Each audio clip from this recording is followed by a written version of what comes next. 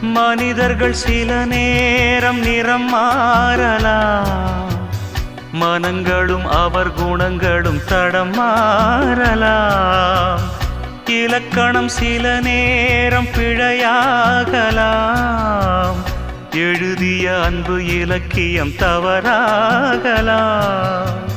விரல்களை தாண்டி வளர்ந்ததைக் கண்டு நகங்களை நாமும் நறுக்குவதுண்டு. இதில் என்ன பாவம், எதற்கிந்த சோகம்? கிளியே நலம் வாழ என் நாடும் என் வாழ்த்துக்கள், தமிழ் கூறும் பல்லாண்டு என் வார்த்தைகள்.